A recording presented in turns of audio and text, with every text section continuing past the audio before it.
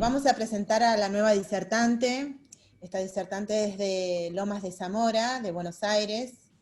Es una abogada dedicada al derecho penal, especialista en criminalística, docente universitaria de la Universidad Nacional de Lomas de Zamora. Es escritora, coordinadora de las primeras jornadas de violencia familiar en la Universidad Nacional de Lomas de Zamora. Tiene una consultora, es muy conocida a nivel Latinoamérica.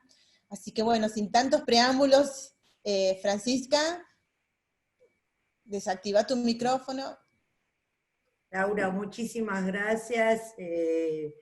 Hace falta tantas cosas. Lo bueno es que nos juntamos y que gracias a FADEX por darme esta oportunidad de compartir, y gracias a todo este público que me permitieron viajar, aunque sea virtualmente, a Neuquén, que me lo debo, que es un lugar que quiero conocer, y que desde ya quedan invitados también para los que quieran venir a Buenos Aires.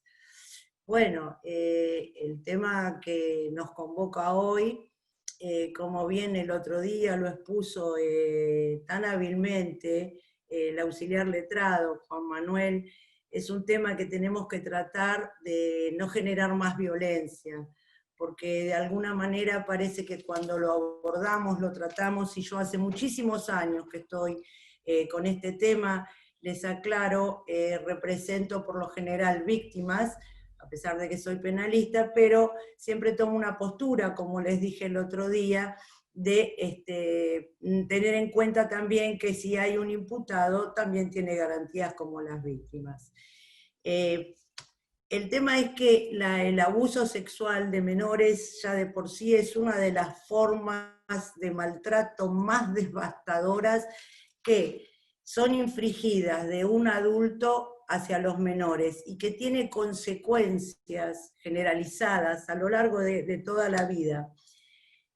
Es que yo digo que queda como una huella en la mente, que parece, ¿vieron las huellas que hacen cuando ustedes que en el lugar tienen nieve, pasa por la nieve y queda marcado? Esto queda para toda la vida, pero cuando hay un daño, que obviamente lo hay, no podemos borrarlo con una goma grandota, digo yo, pero sí tenemos que tratar de mitigar los efectos del daño.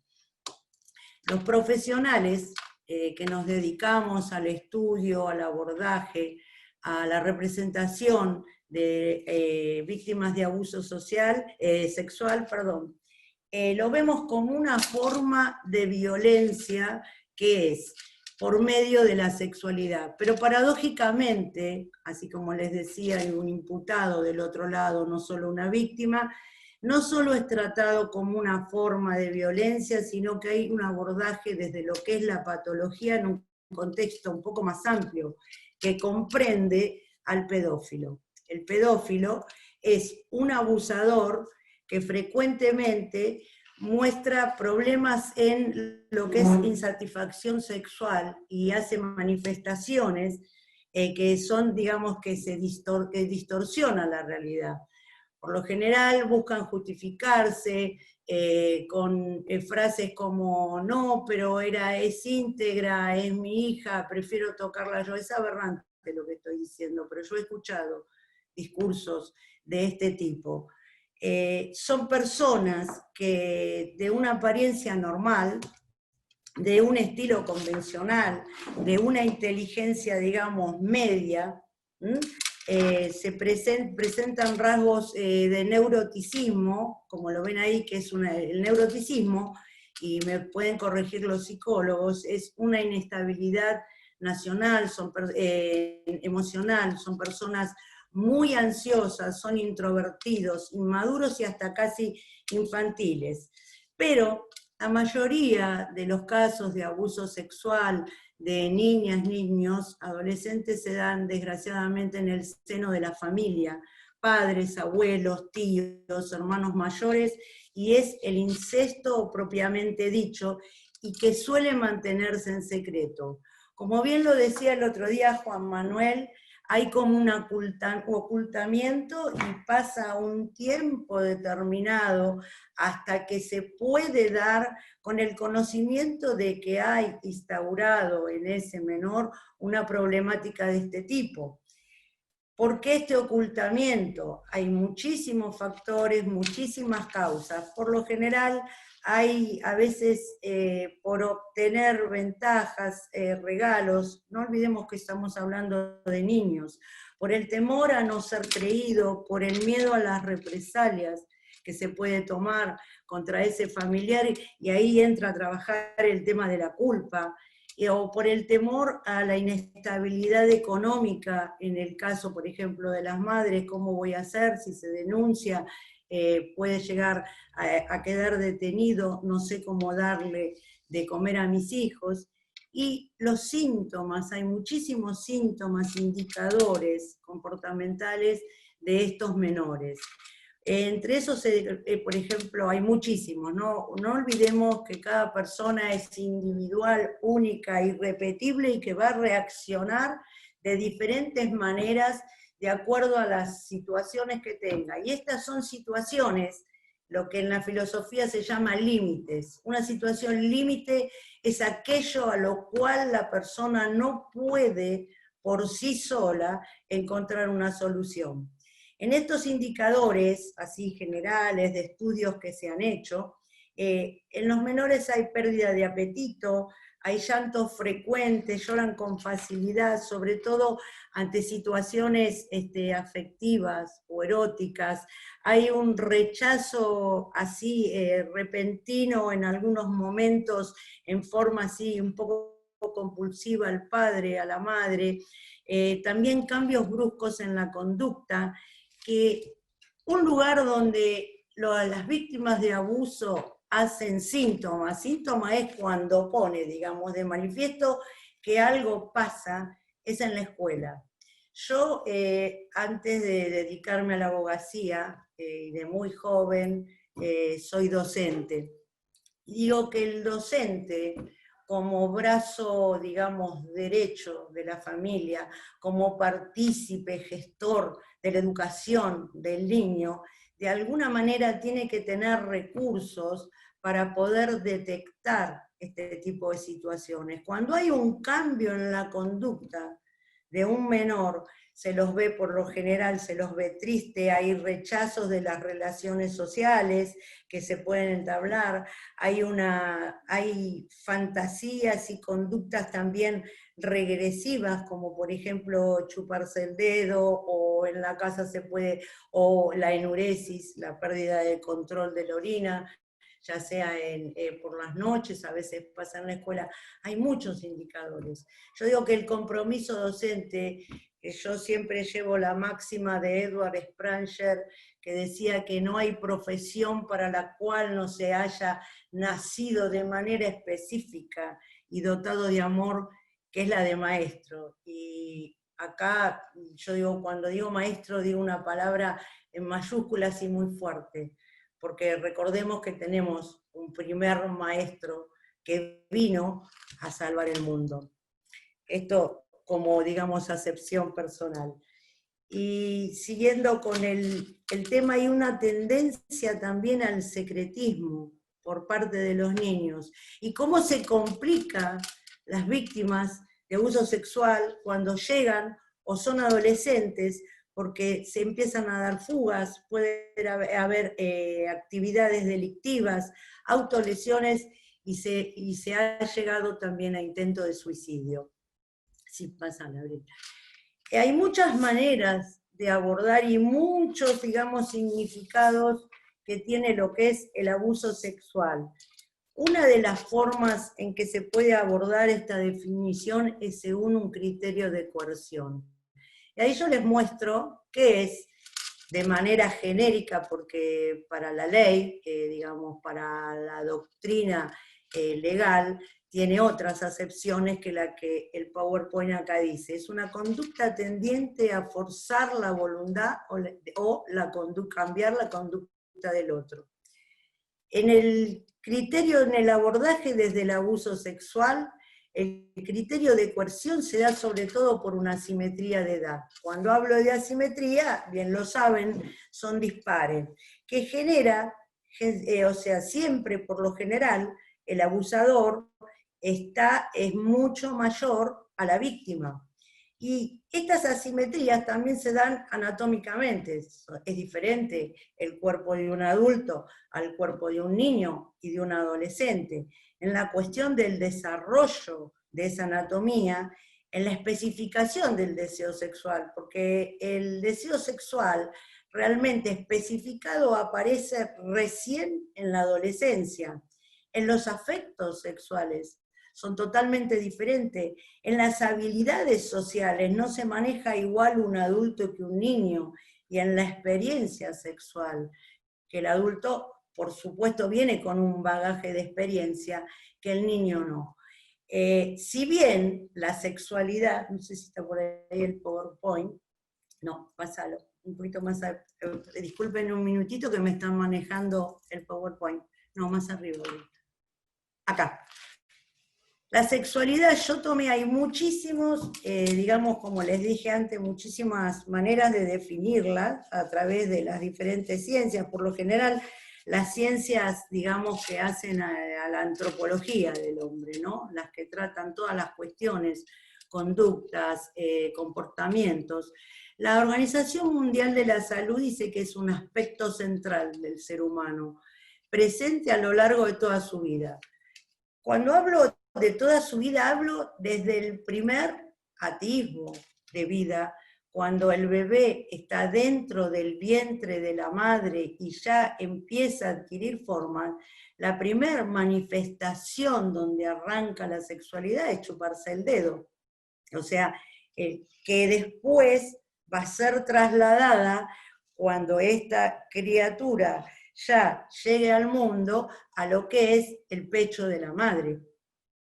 Entonces, toda la vida, digamos, la sexualidad se desarrolla a través de lo que se llama líbido, que es un concepto, y ahí los psicólogos me pueden corregir, un concepto muy viejo que viene desde Charcot, que es la pulsión de vida. Esa pulsión de vida después se transforma también en pulsión sexual, digamos, todo lo que es la vida todo lo que es el placer, las etapas que va pasando el menor, la etapa del canibalismo, por ejemplo, que es cuando destroza juguetes, que se lleva todo a la boca.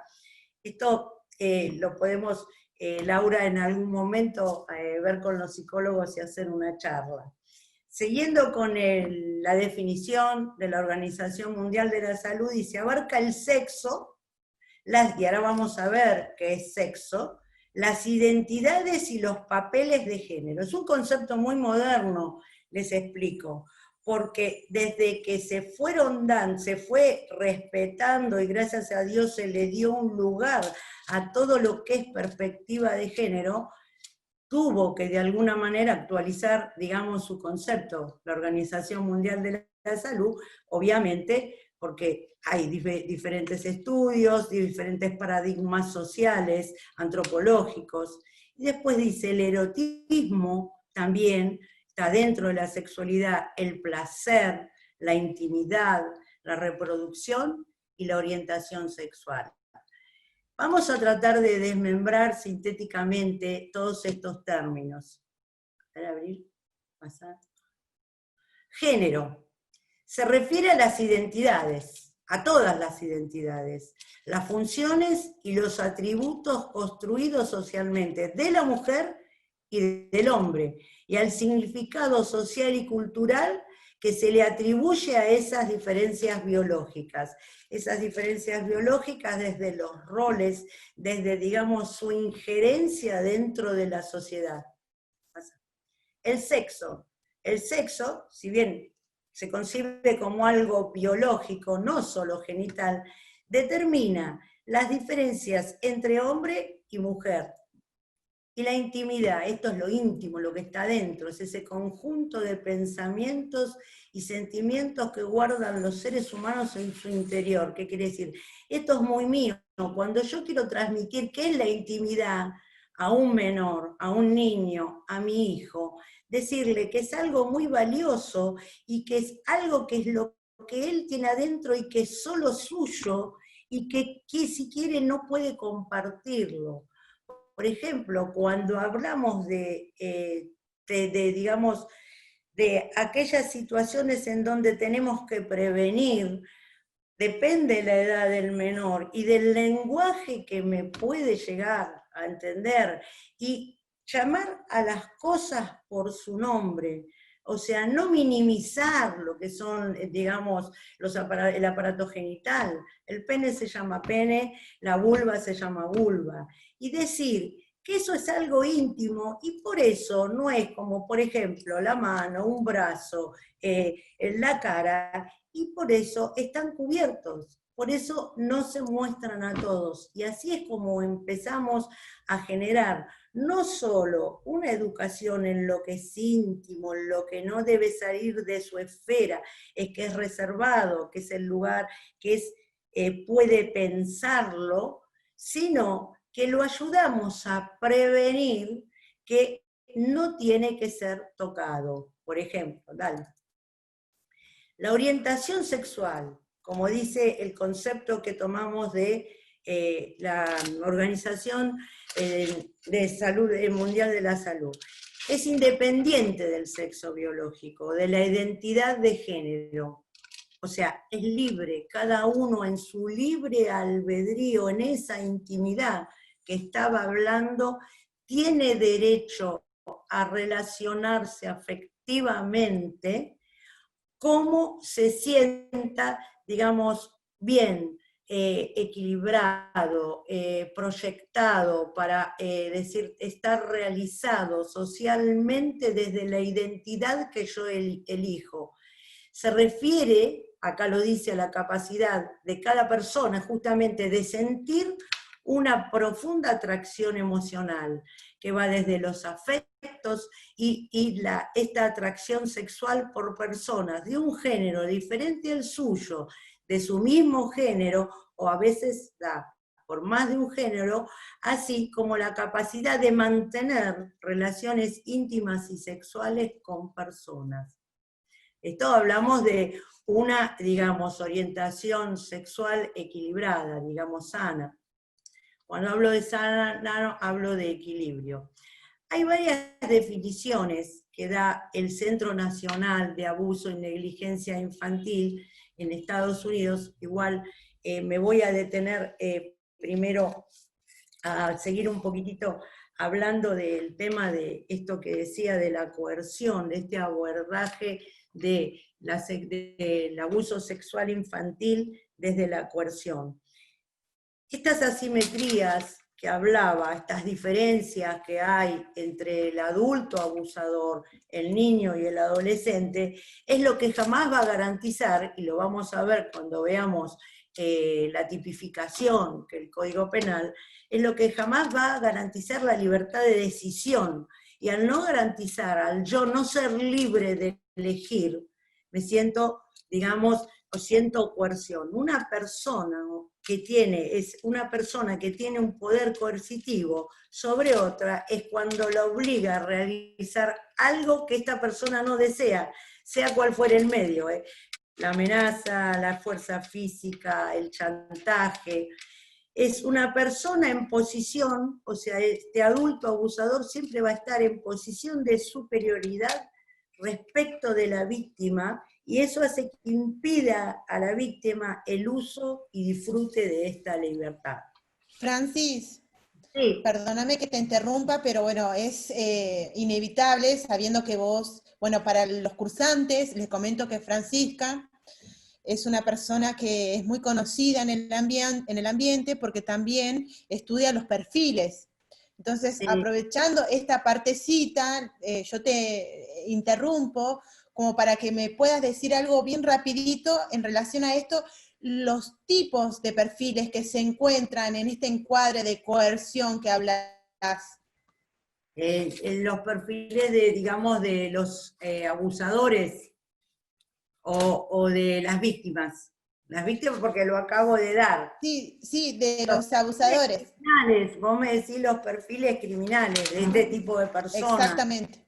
Cómo, o sea, cuando llegamos, digamos, al tratamiento de los imputados, lo que se tiene en cuenta, por ejemplo, todo se hace a través de una batería, primero lo que es el informe pericial, para determinar cuando la causa, digamos, está en etapa de instrucción, no solo se le hace lo que es a la víctima cuando son menores, mayores de 3 años, porque hasta los 3 años, esta es otra de las cuestiones, los chicos no pueden expresar en palabra y por lo general cuando expresan después que son víctimas lo hacen o con un amigo o a un profesor o a un maestro y obviamente pasa todo un periodo.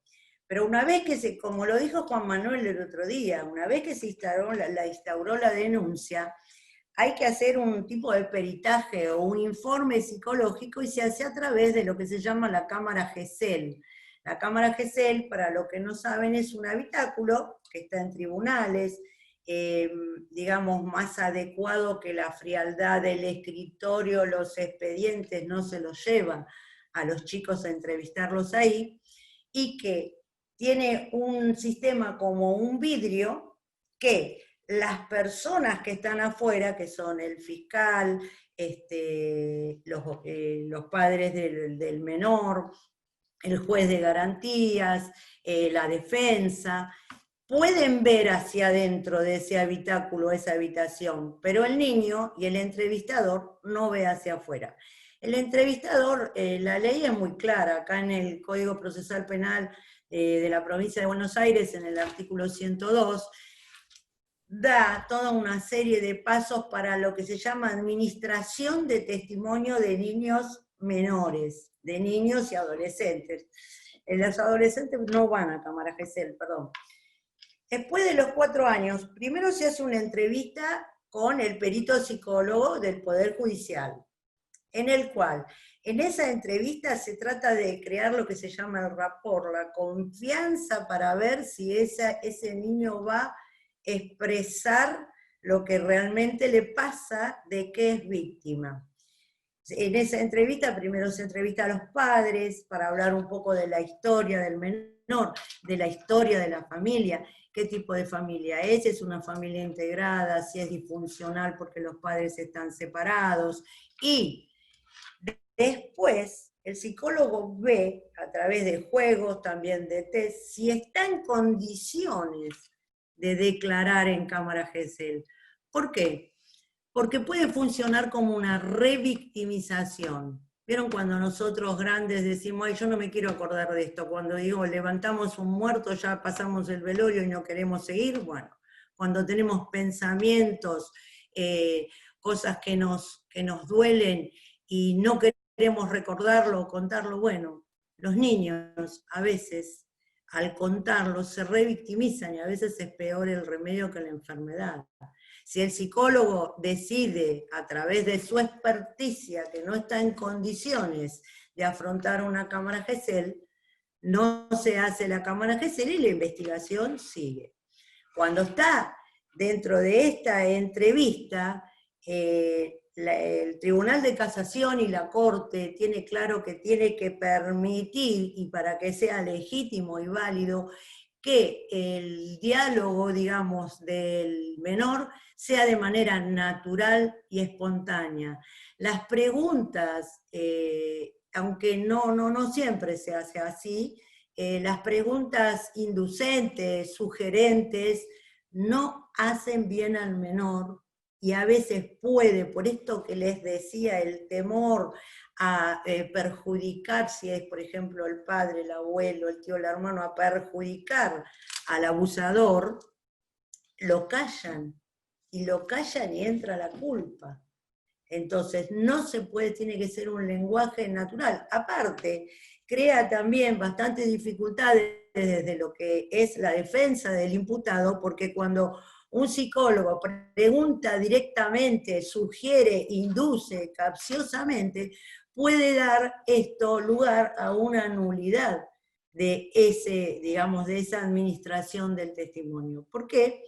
Tiene carácter testimonial. Si bien lo que se hace es un informe pericial, la cámara GESEL es de carácter testimonial. O sea, y da lugar también, desde la defensa, es una prueba que, digamos, la cámara GESEL, que pide el fiscal, quien tiene, digamos, porque la tutela, digamos, de este delito, quien tutela a la víctima es el fiscal. Entonces, el fiscal pide esta prueba para ver si podemos clarificar y llegar a la verdad, para, obviamente, el Ministerio del Ministerio Público, digamos que su ministerio es llegar a la condena, o sea, recolectar la prueba y llegar a la condena. Pero el imputado, como tiene también garantías, la defensa tiene derecho a impugnar este testimonio. No sé si más o menos, Laura, es lo que vos, más o menos a donde Sí, querías orientarte. no me quería desviar tanto porque sé que estás con el encuadre de la filmina, perdón. No importa porque hay más. Después está, vamos a ver cortito la otra parte. Hay un imputado que tiene la garantía del debido proceso y la garantía de la defensa. Todo esto que si hay preguntas inducentes, conducentes, capciosas por parte, digamos, del entrevistador, bien puede la defensa impugnar esa pericia. Y también se hacen pruebas periciales, psicológicas y psiquiátricas para el delincuente. O sea, para el supuesto abusador, en la cual se empieza con una anamnesis también, cómo fue, digamos, el desarrollo de su vida, cómo está inserto en la familia, y después se hacen una batería de test, por ejemplo, el hombre bajo la lluvia, bueno, son varias test. Y no te puede decir una pericia a un imputado que sí es abusador. Aparte, no nos olvidemos algo fundamental que Casación lo destaca, la dificultad que tenemos desde la defensa, porque estos son crímenes que por lo general, y sí, generalmente son en la soledad, en lo que yo decía esto de lo cerrado, lo íntimo. Hay mucho ocultamiento de esto, y aparte es muy difícil probar. Hay que probar con el testimonio de la víctima y con todas estas baterías de test. Y con la pericial que se le hace al imputado, no puedes determinar si es un abusador, no es una receta. Sí puede haber indicios si es una persona agresiva o no, si es una persona que podríamos inferir que infiere en lo que es la coerción para determinadas cosas.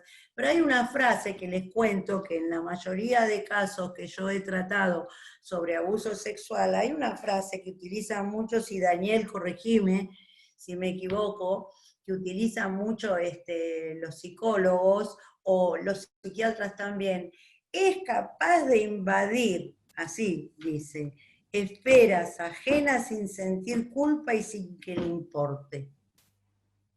Si yo desmenuzo, es capaz de invadir esferas de otros sin sentir culpa, estamos hablando de una cuestión de intromisión. Entonces algo me sugiere. Obviamente se junta otra batería de pruebas para poder llegar a determinar si esa persona va a pasar el juicio oral y demás, si va a ser sobreseída, absuelta, o si va a ser condenada. Bueno, ¿sigo, Laura, o quedó alguna duda? Igual me van a poder preguntar. Lo que no sé, yo soy una persona con toda la humildad de decir, no, esto no lo sé. ¿Está? No, sigamos porque se nos va a acabar el tiempo y acordate que 9:30 cerramos para que los demás puedan preguntarte. Está muy claro las definiciones. Perfecto, Francisca. Lo dejaste bien clarito cada situación y el pensamiento del abusador también. Gracias, Daniel. Bueno, a ver, hay varias categorías de abuso sexual antes de pasar a, digamos, a la tipificación. Cualquier forma de contacto físico con o sin acceso carnal. Por lo general, las relaciones de abusos cuando son menores de 12 años, de 10 años, empiezan con caricias, pasan después a la masturbación, y rara vez, después que pasa la pubertad, llega a lo que es el acceso carnal. O sea, es con contacto o sin contacto físico realizado, sin violencia o intimidación y sin consentimiento. Y acá ustedes me dicen cómo. Entonces, ¿cómo se da el abuso si no tengo contacto físico realizado sin violencia, intimidación y sin consentimiento? Hay otras formas de abuso, como por ejemplo que esto va a hablar, creo que próximamente Juan Manuel, y me voy a sumar a escucharlo, que es por ejemplo el grooming, que es por ejemplo el tema del sexting que estábamos hablando hoy. Hoy el sexting es algo que es un delito que está de moda por el tema de la pandemia y por todo de la era digital, que los adolescentes suelen pedir fotografías desnudos o con determinadas poses, también lo hacen los adultos, que después puede traer algunas consecuencias, vienen las extorsiones. Bueno, es un tema, no me quiero ir más de tema, sino me va a matar el aura. Puede incluir, sigamos con, no. Puede incluir penetración vaginal, oral, anal, penetración digital, caricias o proposiciones verbales explícitas. Antiguamente era muy difícil probar el abuso sexual porque solo se podía probar si había penetración vaginal. Después la ley cambió, vino de Italia con lo que se llamó Feliatio Inore, más o menos hace 15 años, y se introdujeron estas otras, digamos, modalidades o tipificaciones, que es la penetración oral, anal o digital. Después, la agresión sexual, cualquier forma de contacto físico, con o sin acceso carnal, pero con esto que les decía, violencia o intimidación y sin consentimiento. El exhibicionismo, ustedes saben que es el exhibicionismo, es una de las categorías que no hay contacto físico, pero es lo que les decía hace un rato, el sexting, que se les piden que se desnude, o que mande fotos desnudos, o se envían fotos por parte de los adultos, y esto es terrible, lo que viene acá, la explotación sexual infantil. Como bien dice ahí, una categoría de abuso sexual infantil en que el abusador siempre busca digamos, un beneficio patrimonial, ¿no? Y ahí ya hablamos de prostitución, y me voy a detener en esta última frase, pornografía infantil.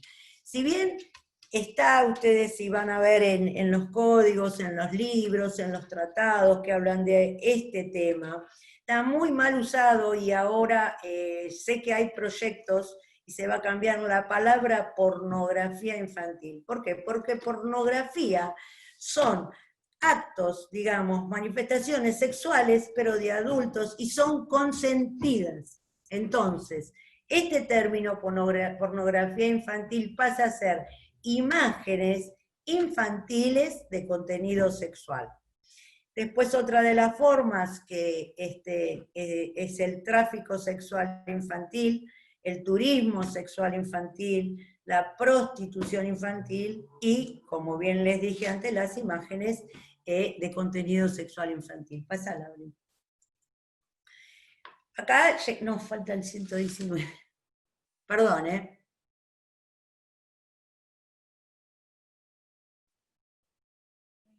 No, 119. Cambiame el PowerPoint, es el otro. Un segundito que tengo que cambiar el PowerPoint. Ahí está. Este es el artículo que el otro día Juan Manuel claramente explicó. Yo tomo una parte. Es para justificar un poco todos estos términos que les fui explicando. Dice, reprimido con reclusión o prisión, 6 meses a 4 años, digo yo, qué poco qué poco, el que abusare sexualmente de una persona cuando ésta fuere menor de 13 años, o cuando mediare estos términos. O sea, por ahí no es menor de 13 años, puede ser una persona, porque una persona adulta, cuando mediare violencia, amenaza, abuso coactivo, se dan cuenta que son todos los términos que fuimos desentrañando o intimidatorios de una relación de dependencia, de autoridad o de poder, o aprovechándose que la víctima por cualquier causa no haya podido consentir libremente la acción. O sea, que el crimen sexual, para redondear también lo que hablamos antes, un ataque contra la libertad sexual de elección de la persona, sea menor o sea adulta. Yo no manejo muy bien el PowerPoint. El 120, si bien hace referencia al 119, yo lo que está en verde es porque es la parte que quiero destacar.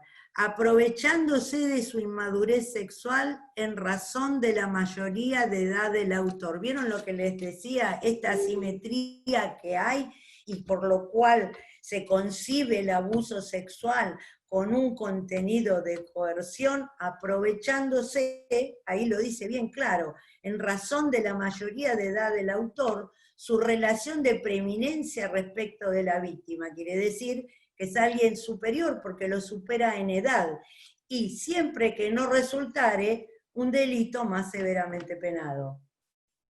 O sea, puede haber el abuso sexual, no solo puede ser netamente esta figura típica, sino que puede haber otros delitos que, digamos, van a concursar con este para el momento de la investigación y de la posible condena.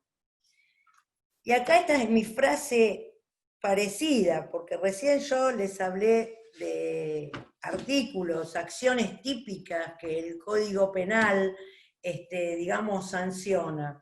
Esta es mi frase preferida. Sebastián Soler, un gran jurisconsulto, dice: la ley suele ser más sabia de lo que supone, pero para entenderla es preciso estudiarla con ánimo prudente y de buena voluntad.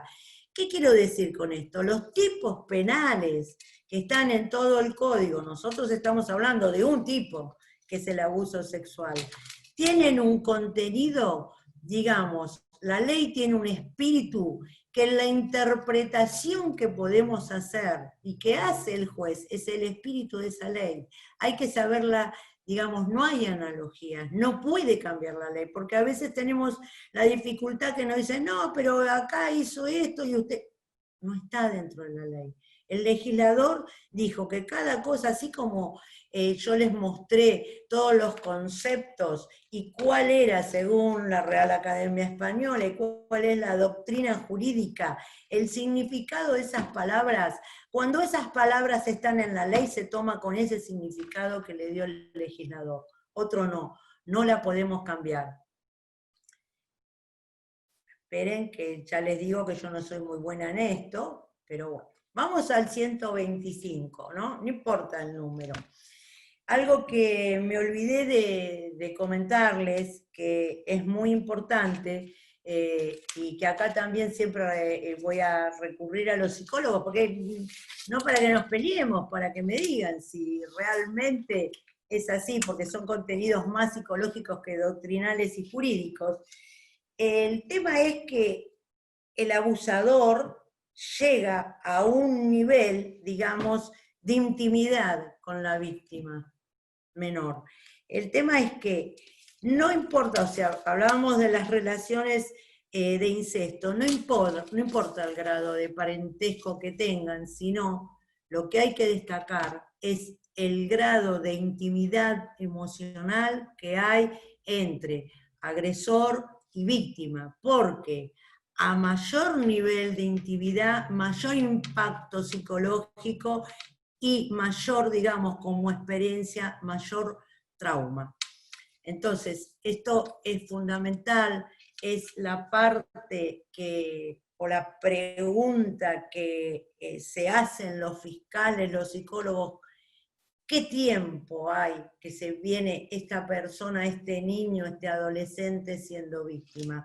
Porque a través de eso, y a través de, digamos, de la recolección de las vivencias que puedan manifestar o de lo que surja de las periciales, vamos a ver cuál es el impacto psicológico, porque la ley no solo sanciona, las víctimas hay que tutelarlas, y una manera de tutelar a la víctima no es solo representándola judicialmente, sino dándole aquellos instrumentos que puedan, como dije al principio, mitigar los efectos del daño y los tratamientos acorde para que esa persona pueda continuar desarrollando su sexualidad, su libido, digamos, sexual en el tiempo de manera, digamos, más sana, ¿no? ¿Vieron cómo les dije el cartel, el PowerPoint que les puse al principio, de que queda esa huella durante toda la vida y una huella también en la familia?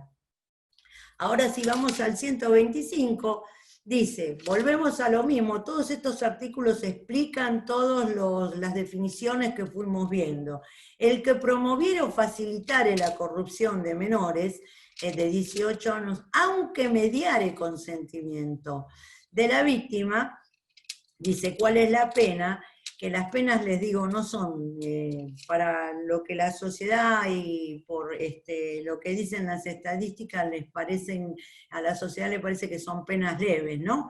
Y cuando mediar engaño, violencia, amenaza, abuso de autoridad, un poco se repite el otro, y destaca acá la figura, que son esas figuras que yo les decía del incesto, cuando es el ascendiente, o sea, padres, el esposo, el hermano, el tutor o persona conviviente o encargada de su educación o guarda. Y el 128, acá viene una figura que tuvo una modificación muy reciente. Dice, el que financie, ofrezca, comercie, publique, divulgue, miren cuántas figuras tiene, por cualquier medio, toda representación de un menor de 18 años dedicado a actividades sexuales explícitas y toda representación de sus partes genitales con fines predominantemente sexuales. Al igual que el que organice espectáculos en vivo, porque aunque ustedes no lo crean, esto existe, de reproducciones sexuales explícitas en que participen menores. Volvemos a lo mismo, la pena no es, digamos, muy grave, y al que tenga, acá es donde se modificó, creo que no hace ni 2 años, al que tenga en su poder material pornográfico infantil. Y ustedes me dirán, doctora, ¿y cómo sabe la justicia? ¿Cómo llega la justicia que yo tengo abajo la cama, la caja fuerte, material pornográfico infantil? Que también podría decir lo que yo tengo, lo que yo miro, si yo no afecto, entra dentro de lo que son acciones privadas de los hombres que no afectan a la moral pública porque lo tengo yo, en el artículo 19 de la Constitución. ¿Cómo llegan? Se los cuento rapidito y corto. Hay un servidor en Estados Unidos, ¿vieron este sistema de Children que aparece en las boletas de luz, en la búsqueda de niños perdidos y demás? Bueno, es un servidor, creo que se llama NNC, que está en el cual, o sea, todo esto es digital, en el cual hay, digamos, un banco de fotografías y videos con contenido sexual. Legitimado. ¿Por qué legitimado? Porque es la organización que se dedica a detectar cada vez que desde una computadora, un celular, un aparato digital, alguien baja, porque hay páginas, como por ejemplo la página MUL, baja una foto con contenido sexual infantil, o sea, una foto, como les decía, con imágenes de menores, con contenido sexual, hay como un disparador, y entonces, ¿qué se hace? Aunque ustedes no lo crean, se trata de geolocalizar en qué lugar del mundo hubo un fulano que a través de ese aparato digital empezó a bajar o consumir esas fotografías. Entonces, por ejemplo, se da en Argentina, se comunica desde allí, es todo un trabajo de Interpol, a Argentina. Argentina lo pasa, por ejemplo, si está en Buenos Aires, a Policía Científica Federal, y lo que se hace es una geolocalización, o sea, se sigue el IP de ese aparato digital para saber de dónde está, es todo un sistema de mapeos. Esto se ve mucho en lo que se llama ciberdelitos, que es una de las especializaciones que en este momento estoy estudiando. Se localiza ahí, se hace una investigación, a ver, digamos, qué servidores hay en esa casa, de qué se sirven por internet, si es Telecentro, si es Claro, y se da, y después se procede por lo general al allanamiento para ver, se hace la denuncia, es una denuncia de oficio al allanamiento, a ver si se encuentra ese material. O sea que la sola tenencia de esto, aunque es una figura muy conflictiva, porque trae muchas discusiones y a veces se caen muchas causas por esto, desde, digamos, la acusación y gana la defensa, es algo nuevo. Porque lo que se tutela es la reserva, la intimidad de los menores. Y esta es la figura que les va, que es el grooming, que es lo que va a hablar Juan Manuel, y que yo voy a dejar que él les explique qué es el grooming, es cuando pero les digo fácilmente, se intercambian o se le piden, empieza a crearse una relación de confianza desde el abusador con el menor, ese adulto abusador se va a hacer pasar por un niño para crear una relación de confianza hasta poder llegar a un encuentro, ¿no?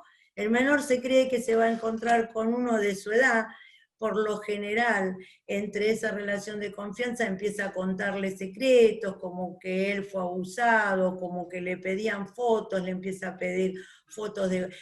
Ahí ustedes en Neuquén tuvieron un caso terrible que les invito a que lo busquen en internet, que fue el caso Micaela, que fue el homicidio de un adolescente que empezó con un tema de grooming.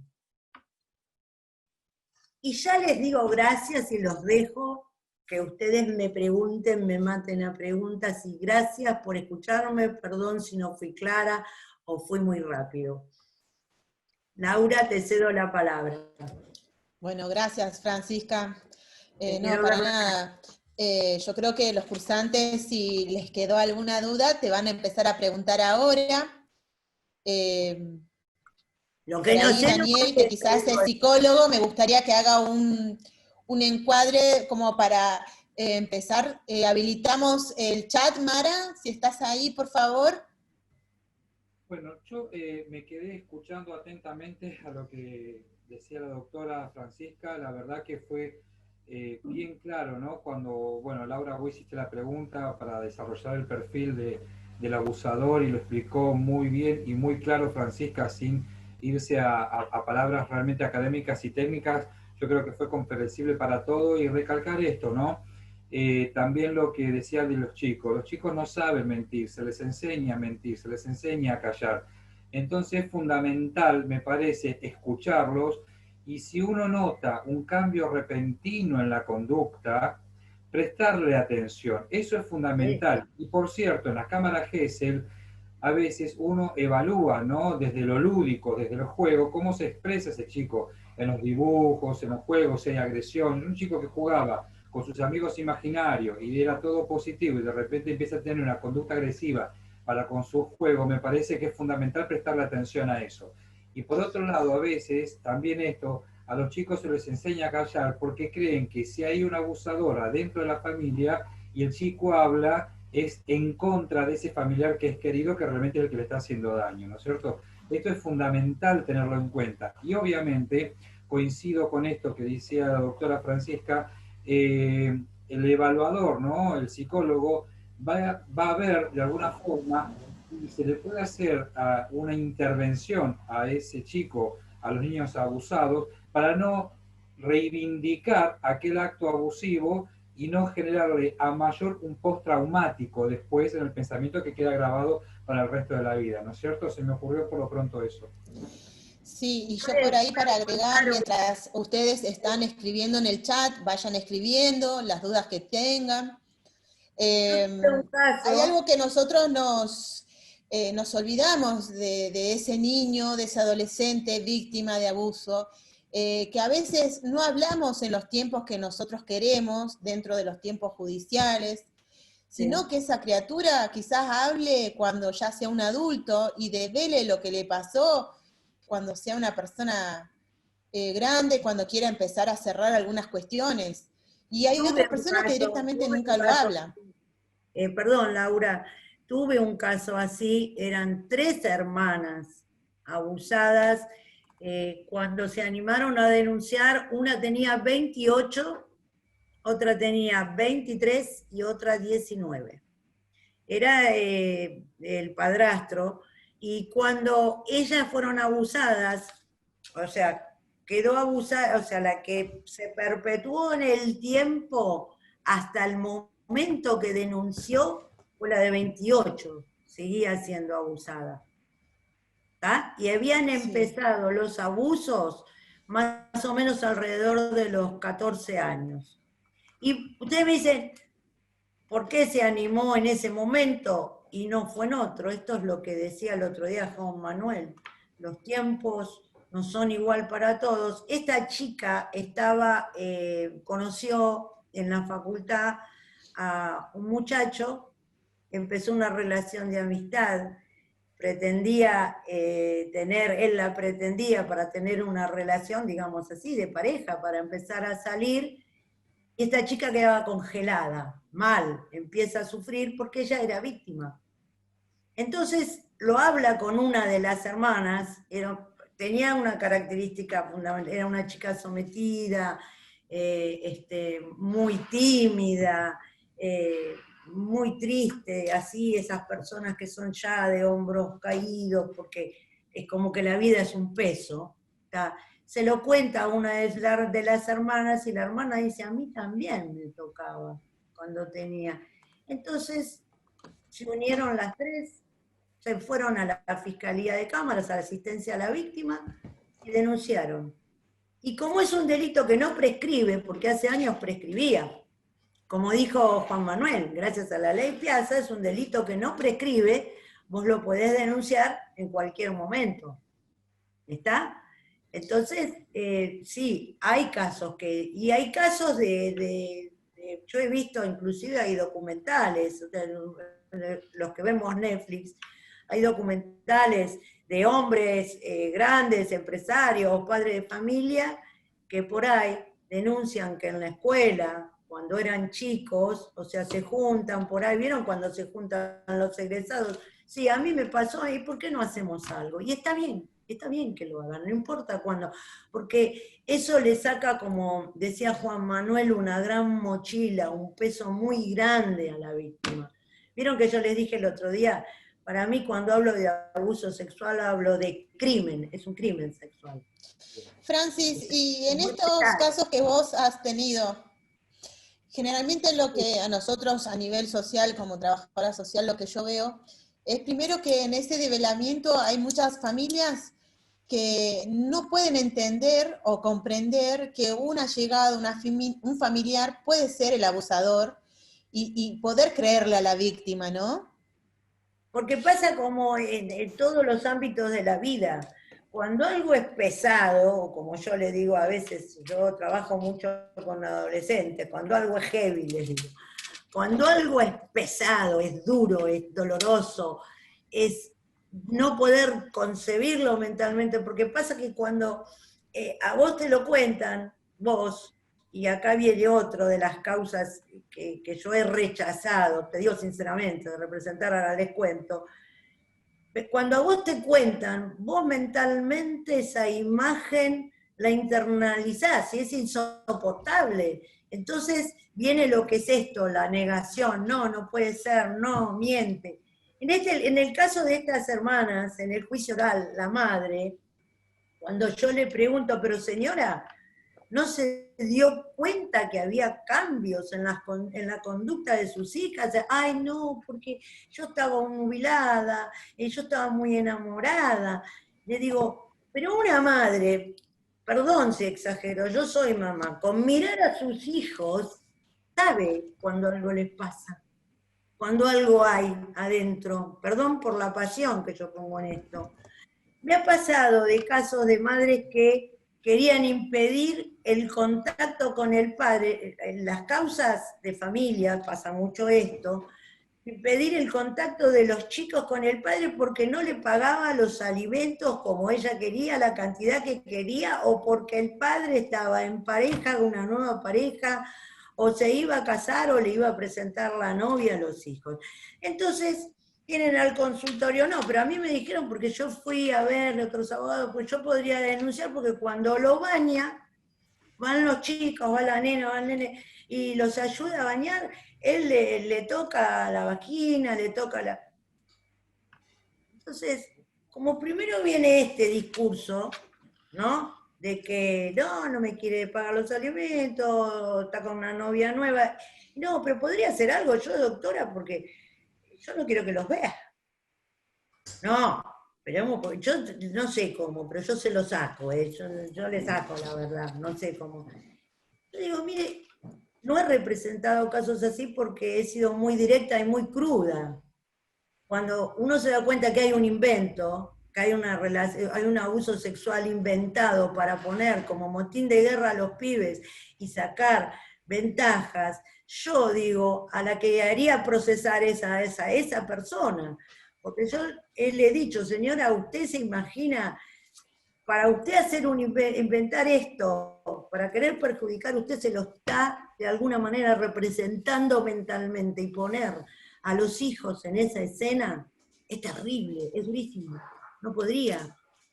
Entonces, pero no hay una ley, digo yo, que sancione este tipo de cosas, porque ahí los chicos también son víctimas y no hay, o sea, si bien es devastador el tema del abuso sexual infantil, como les decía, y violento, también es violento cuando se utiliza a los hijos como motín de guerra por cuestiones no resueltas en la pareja.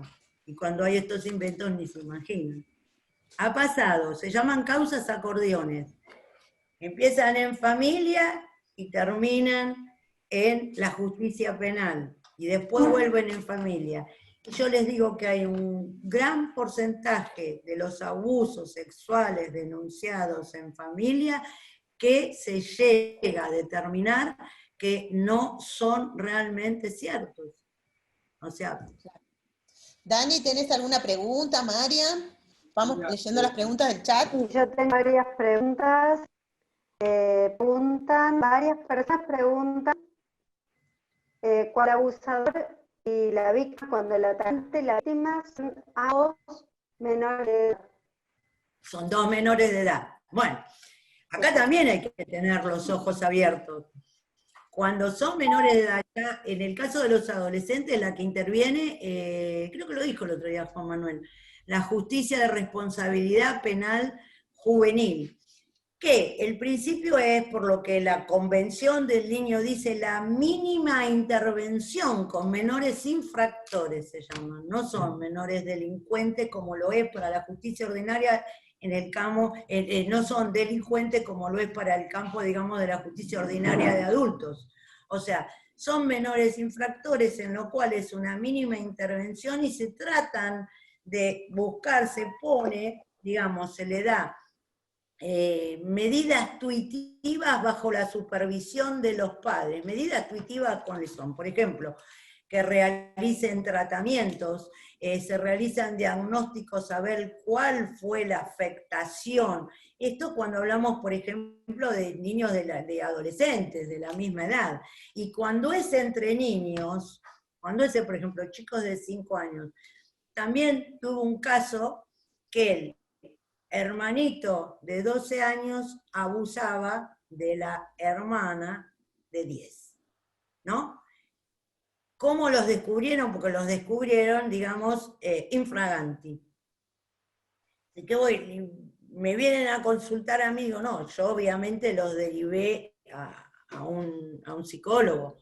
Digo, no es algo en que yo pueda intervenir desde la representación como abogada. ¿Por qué? porque no es delincuente el hermanito de 12, ahí hay otra cuestión de fondo que se tiene que, si ustedes me preguntan, ¿es delito? No, no es delito, porque son de la misma edad y porque son menores, no hay capacidad para esto, no hay consentimiento, no hay, digamos, libertad de elección, tanto para la nena abusada, tanto como para él, porque no tiene la capacidad, la madurez para dimensionar que eso no está bien entre hermanos, ¿no? Que digamos, que es una cuestión incestuosa. Y cuando es en adolescentes van al juzgado de responsabilidad penal juvenil, donde se los pone bajo la tutela de los padres en esta situación, porque los padres tienen la tutela, en esta situación para que se haga un abordaje, digamos, psicoanalítico, se le dan medidas, o sea, interviene un equipo interdisciplinario que trabaja con esos adolescentes. Una pregunta más acá interesante que dice Daniela para la doctora Francisca Grioli. Dice, en un abuso de parte de la madre, en este caso, ¿quién protege a los menores? ¿Cómo quién protege? No entiendo. ¿Quién presenta? Claro. Es lo mismo. Son los menos los casos de abuso sexual e infantil por parte de las madres, pero hay pocos, pero hay. No. Vamos a partir de una base. La igualdad de la ley es para todos. Hombre o mujer es abusador. Hay otros mecanismos, ¿no? Digamos, hay otros mecanismos, o sea, la tipificación de la ley, por eso la ley se amplió. Antes era, como les decía Penetra, cuando hablábamos de acceso carnal, que se llamaba en ese entonces violación, ahora se llama abuso sexual con acceso carnal, la ley se amplió, la figura típica se amplió, y no solo se remite a, digamos, el acceso a través del órgano genital masculino, sino dedos, objetos, o sea que le cabe tal cual a la madre. Y les digo que las cárceles de mujeres son más duras que las de los hombres, son más jodidas entre nosotros. El abuso es el abuso. El abuso es el abuso.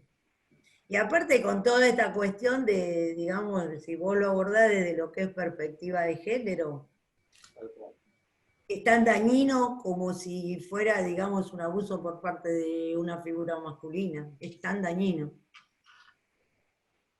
Te preguntan, Francisca, ¿qué haces cuando en el juzgado te dicen no sigas porque tu hijo o tu hija miente? Perdón, ¿cómo? Espera que no lo tengo por ahí, no te escuché muy bien, ¿Qué Mariana. se puede hacer cuando alguien va a hacer la denuncia, va al juzgado, el juzgado le dicen que no continúe con los celos porque su hijo o su hija miente? Eso que se lo dijeron, yo lo entiendo, si se lo dicen en un juzgado, en una fiscalía, o... No. La pregunta es sí, ¿qué hacen en el banco? No. Aparte, vamos a partir de una base. Quien entiende un poquito, no hace falta ser una experta. Yo quizás tampoco soy una experta, me dedico, me gusta, leo, analizo, meto la nariz en todos lados. Hay un principio que es básico. Los chicos, o los niños, no mienten en estas cosas. No mienten. Esto es lo mismo que cuando, porque no tienen la capacidad, digamos, para inventar una cosa así. O sea, siempre se parte que el discurso de la víctima menor es creíble. Por lo menos la investigación se abre si después se determina que mintió, pero la investigación se abre. Eso, yo diría, hablando criollo, no tenían ganas de trabajar, ¿no? O sea, porque decirle desde una fiscalía, no, mirá que tu hija miente, no importa, bueno, no importa, lo auguremos con la mentira, vamos a descubrir si esto, y si no miente, ¿quién se hace cargo después de esto? O sea, si no miente, si no mintió, como decía Mariana al principio, el daño está. Si no podemos ya parar el daño, bueno, mitiguemos sus efectos. Veamos cuáles son, determinemos si el daño existió, cuáles son los efectos y qué hacemos. Porque, repito, el abordaje de esta temática jurídicamente no solo atiende digamos, a la figura del abusador, sino la víctima. La víctima, para que entiendan, era una olvidada del derecho penal hasta hace unos 10 años, 15 años, una olvidada. Una persona víctima, ¿quién es? Quien sufre, digamos, el impacto de un delito en su persona o los consortes. Entonces, es vulnerable porque ha sido dañada por un delito. Entonces iba, hacía la denuncia en la fiscalía y ya no existe más. El fiscal tomaba la tutela estatal, o sea, se lesionaba más al Estado, que sí se lesiona porque, digamos, son tipificaciones que están sancionadas por ley. Y una vez que llegan al aparato judicial, la ley tiene que investigar para tratar de llegar a una condena. O sea, que de alguna manera responda, no pague, responda el delincuente por el delito cometido. Pero la víctima no participaba en nada, o sea, simplemente daba un testimonio y no le daban ninguna medida tuitiva, desde gracias a la modificación de la ley, de las leyes, apareció lo que se llama la victimología, el perfil de la víctima. ¿Quién es víctima? Y si tiene un perfil, y si la igualdad de la ley tiene derechos también a la participación de, digamos, esa investigación. Ustedes vieron que ahora con la pandemia querían soltar, y no es para entrar en discusión con esto, querían liberar a un montón de personas, y que hubo un juez que en su fallo dijo, previa consulta a la víctima, si se libera o no. O sea, ¿cómo y cuál es la consulta? No le va a preguntar el juez, ¿lo puedo largar o no lo puedo largar? ¿Vos qué pensás? No. Le va a decir, ¿qué medidas tendrías vos, quisieras que se tomaran si esta persona sale? ¿O cómo te sentís frente a la cuestión de que va a estar libre? Antes la víctima no participaba. Decía, por eso decía Elías Neumann, decía, la víctima es la olvidada del derecho penal. Hoy, gracias a Dios, no hay, todavía hay que madurar mucho en esto, porque las personas víctimas pueden asistir a las fiscalías de cámaras, ahí dentro de lo que es el Ministerio Público, tiene una oficina, un sector que es asistencia a la víctima, que delinea todo lo que el artículo 82 y demás, dice a qué tiene derecho, o sea, tiene una participación más activa. ¿Está? No sé si quedó claro, te veo medio congelada, Mariana. O se congeló. Yo por la ahí imagen. quería tocar un poco mirando un tema otras que a mí preguntas, por eso quedé congelada. me llegó mucho el otro día charlando con una colega, porque es difícil develar el abuso sexual en un encuadre que está fuera de lo urbano, ¿no? Y cuando hablo de esto, me refiero a lo rural, a donde la cultura campestre es diferente, acá en Neuquén es diferente, en otras zonas son diferentes, y yo creo que de todas las experiencias que he tenido, como que cuesta develar esas situaciones donde el niño y la niña están acostumbrados a callar, y hasta se naturaliza, ¿no? Bueno, Dani, vos que sos psicólogo.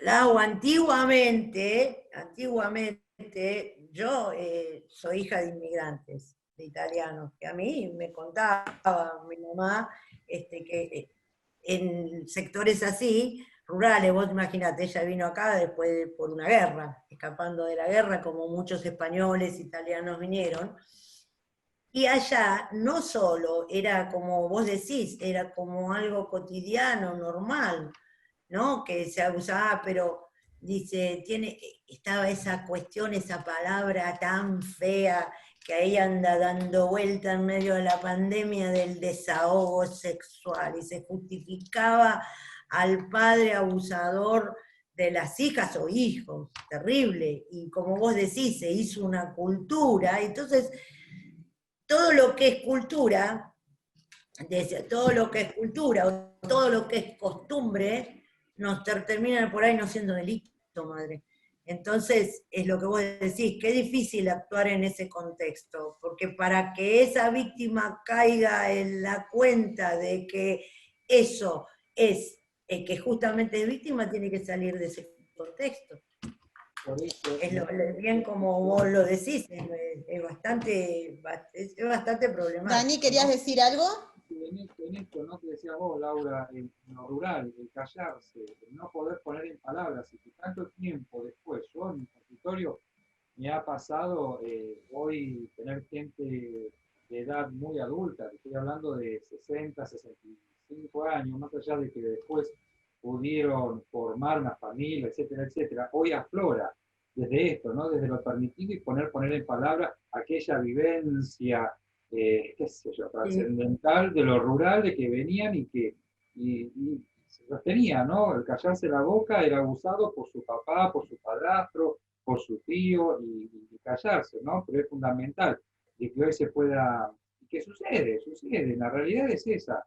Hoy hay que hablar, hay que poner en palabras, decirlo, acompañarlo, escuchar a los chicos, a los adolescentes y también a los grandes, porque la doctora nombró algo muy importante. Después surge el callarse, por algún lado tiene que, sin entrar en detenimiento, ¿no? En lo que nombraban las 5 etapas del desarrollo de la psicosexualidad infantil, la oral, la oral, anal, la fálica, etcétera, etcétera. Por algún lado va a florecer. Por eso, hoy por hoy, hay que mirar. Y si no, empiezan con aquellas cuestiones autolesivas, ideaciones suicidas, etcétera, etcétera, por la multicausalidad de las cosas, ¿no? Y que en esto también venimos trabajando fuertemente en hacer prevención del suicidio, prevención de las autolesiones, y bueno, hablemos de todo, ¿no? Se trata. No, desgraciadamente también a mí en uno de los casos que les conté me pasó que una de las víctimas dijo, doctora, yo soy una insatisfecha sexualmente, tengo 23 años, porque no tengo inclinación sexual, no sé qué, bueno, inclusive me dijo, soy virgen porque no tengo ningún tipo de inclinación, no sé qué hacer, que obviamente ahora pasó un tiempo, ya hace como 10 años, empezó una terapia muy buena y bueno, gracias a Dios pudo de alguna manera, como decía yo, mitigar y elaborar, porque el tema es elaborar, son cosas muy fuertes para elaborar. Me gustaría decir algo como que no quede que esto es algo de la zona rural, ¿no? ¿Cómo, Mariana, tenés el audio? Problemas. Hola, ¿me escucha? Sí, decime. No es algo privativo, es algo que solo se da en la zona rural, sino se da en todos lugares, lo rural y en lo urbano. Creo que la diferencia puede llegar a ser que en lo urbano las personas más contacto con otras y pueden llegar a hacer una pregunta y también tener más gente a quien recurrir. Obvio. Ahora algo particular, a veces antes estaba la creencia de que los abusos a menores se daban en sectores así suburbanos, en familias, digamos, de pocos recursos. No, mentira. Cuando yo digo, escúchame, yo lo que pasa es que, imagínense, 21 años hace que me dedico específicamente y con toda la pasión al derecho penal. Siempre fui penalista, y soy de acá a la punta del dedo. Entonces vi mucho. Digo, no, ¿qué estamos diciendo? Arriba de la alfombra pasa lo mismo que pasa en el techo, digamos, el piso de cemento. Sí. Es mentira. Mentira. Sí, lo que hay, y muchas veces, hubo un caso, no me gusta a mí decirlo por apellido porque es estigmatizar, hubo un caso acá en Argentina que terminó en parricidio, de 2 hijos que llegaron a la mayoría y mataron a sus padres que eran abusados por los 2. Es terrible porque este es el tema. En algún momento esto hace el síntoma, cuando el abuso se instaura desde la infancia y se guarda el secreto y se oculta y no se hace nada, en algún momento hace el síntoma quiere decir cuando salió algo y no sabemos en qué puede resultar, como lo decía Daniel, el caso de hasta intentos de suicidio, actividades delictivas, y ahí creo que hay una pregunta que alguien dice, ¿qué pasa? ¿Cuánto hay de verdad eso que se dice que una persona abusada, un hombre, también un abusador? La verdad no es única ni humanizante, ni es un parámetro general para todos, digo yo, ¿no? Esto es lo que dice mi filosofía día a día. No siempre hay un abusado, o sea, un abusador fue abusado. Hay casos, pero yo escuché de pocos. Son otras, pensemos que, y ayúdame Daniel, la mente humana es lo más intrincado que el ser humano tiene. Sigue siendo un misterio. Un misterio, es un misterio. La verdad. Esa es la palabra, encontraba la palabra. Hay una pregunta acá, doctora, que dice, Verónica, pregunta, ¿no? Si sigue siendo un delito, al cambiar pornografía infantil por imágenes infantiles sexuales, ¿sigue siendo un delito? Oh. Sí, ahora sí, con el artículo 128, sí. Sí, nada más que a mí me parece bien que se cambie el término, ¿no? Estamos hablando de lo mismo por ahí, como si a Francisco le digo Pancho, pero se sigue llamando Francisco. No puede nominarse como pornografía, o sea, cuando yo me refiero a este tipo de, digamos, de sujetos que están en situaciones de desnudez o de diferentes posiciones o llevando a cabo relaciones, porque la pornografía es algo consentido y no está sancionada. La pornografía no está sancionada por la ley. Que una persona ejerza pornografía, consuma pornografía, no está sancionada. Ahora está sancionado si es imágenes, o sea, en vez de decirle pornografía, imágenes imágenes infantiles con contenido sexual. O sea, que los sujetos partícipes sean menores. Pero sí, es lo mismo, como delito es lo mismo, nada más que le cambiamos el nombre y me parece bárbaro. Hay una cosa que quiero aclarar, si me permiten. Preguntan, ¿puede decir sobre el caso de desahogo sexual? ¿Cómo? No entendí la pregunta. Sobre la temática del desahogo sexual, me parece que te preguntó María. Es aberración, es una aberración decir, no hay desahogo sexual, como antes decían. Yo me acuerdo, y los que por ahí, yo tengo 60 años, las que tienen mi edad y un poco más, y quizás un poco menos, no, había todo un concepto muy tabú de lo que era la virginidad y de entregarse al primer hombre, marido, pero vos, mientras tanto, tenés que soportar si él tiene un desahogo por otro lado, porque a vos te está guardando por ese momento. ¿De qué desahogo hablamos? Es igual para la mujer, para el hombre, que tienen el derecho a vivir íntegramente lo que es, porque tampoco es pecado, hay que entender que no es pecado experimentar placer sexual. Lo que pasa es que hay formas patológicas, como lo dije al principio, pedofilia, pedastría, y hay otras que son por ahí no patologías, y los psiquiatras y psicólogos, corregime Daniel, siempre te pido auxilio, que son desviaciones libidinales que por ahí no conforman una patología. ¿Tá? Pero eso del desahogo, que hubo un fallo recientemente, que es, no quiero decir la palabra porque me enojo yo, soy muy apasionada con esto, no existe, no se llama, no es desahogo sexual, no existe.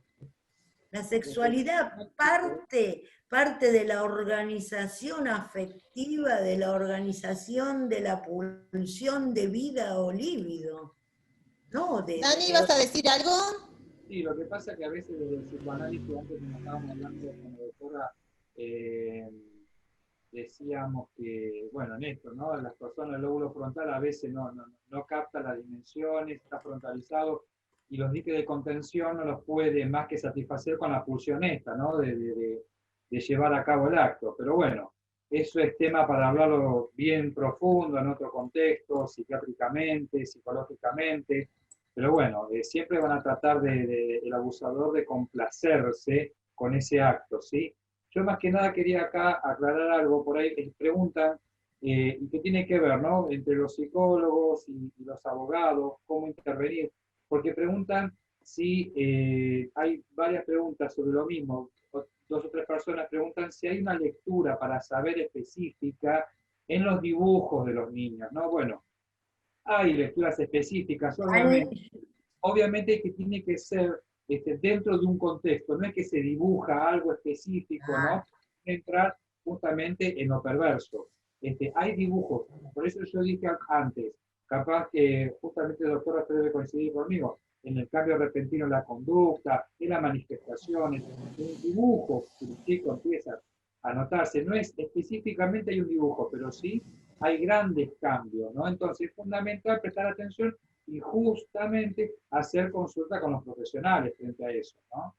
Yo lo que, por ejemplo, en el tema de los dibujos, lo que digo, general, ya se está perdiendo esto, porque vos fíjate, yo que fui muchísimos años docente, antes de ser abogada era docente, estaba esta particularidad de que los chicos antes repetían esquemas que venían de casa, hacían la casita con la chimenea, por ejemplo, y ya en esa época no había chimeneas en la casa, prácticamente no hay.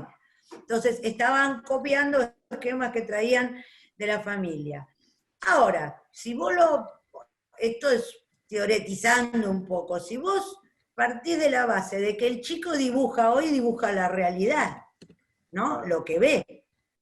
Así como cuando pide un juguete, por ejemplo, un rodado, no va a pedir un sulky, va a pedir una moto, por ejemplo, porque está copiando una realidad y el equilibrio, digamos, con el medio va alrededor de esa. Si un chico dibuja algo con contenido sexual o hay varios indicadores que son dibujos que tienen algo de contenido en la interpretación, Daniel, que esto les queda a ustedes, no a mí, de contenido sexual, es un disparador.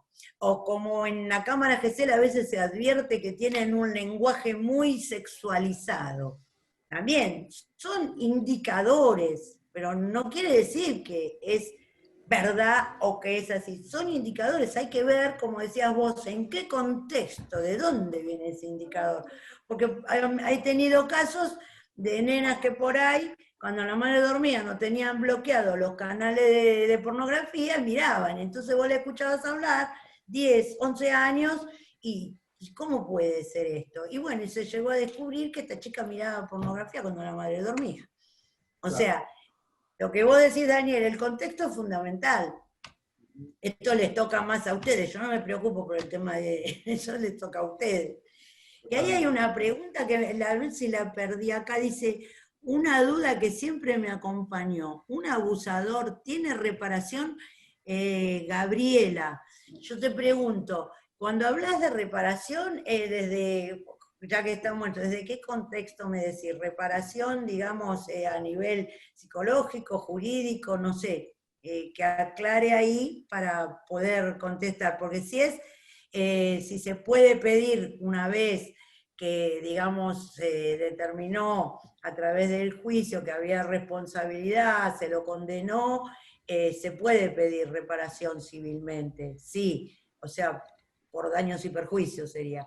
Pero si hablamos de reparación a otro nivel, y mira, yo soy, digo, una enamorada de la criminalística, y estoy trabajando mucho lo que es perfiles criminales, porque justamente a las personas que delinquen y que van detenidas, no se les da, se las sectoriza por, digamos, dándole una identidad criminal. El delito es de estafa, y bueno, en tanto tiempo va a pasar del sistema cerrado al semiabierto y demás. Este es abuso sexual, no sale nunca, pero no hay abordajes terapéuticos para los criminales en nuestras cárceles. Acá hay algo importante, doctora, que quiero compartir con usted porque creo que nos amerita a los dos. Y es muy serio, ¿no? Estela dice, yo sufrí abuso de muy pequeña Ya han pasado más de 30 años del hecho.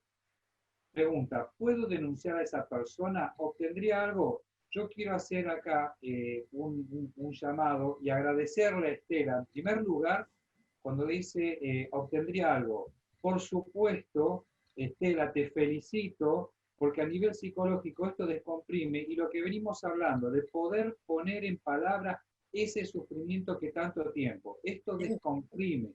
Obviamente que ya el solo hecho de escribirlo, el solo hecho de hablarlo y de poder decirlo, esto comienza a dignificarte nuevamente como mujer y es importante que busques ayuda. Y acá donde va a venir la respuesta de la doctora, si obtendría algo al denunciar a esa persona después de 30 años. Sí, el derecho, por supuesto, a denunciar lo tenés, la investigación se va a abrir, y sí, yo en tu caso, y comparto con Daniel, y realmente te felicito por el coraje, ¿no? De decirlo y de decirlo así públicamente. Yo perseguiría eso, me presentaría como víctima. Hay una forma. Yo les decía, la víctima la representa el fiscal, ¿no?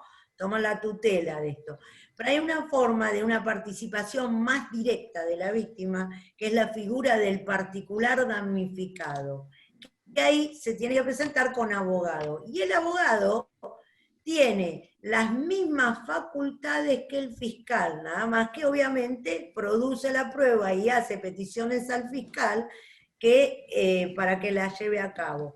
Sí, podés obtener una reparación, pero sobre todo una reparación, como decía Daniel, a nivel espiritual, a nivel, me parece, porque lo terrible de esto es cómo puede ser que, vamos a poner el caso de Estela, pasaron 30 años y esta persona no respondió por lo que hizo y yo me quedé con todo, o sea, ella se quedó con todo ese daño, se quedó con todo ese daño y sin tener, si hay un responsable que ella lo conoce, ese responsable no se conoce como tal y no ha pagado por ese daño, me parece bárbaro.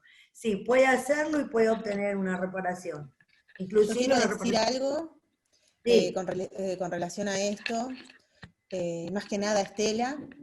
Estela, no sé si sos cursante ya o es la primera vez que estás. Escribime a fortaleciendoseminario@gmail, decir que este mensaje es para Laura, así me lo reenvía.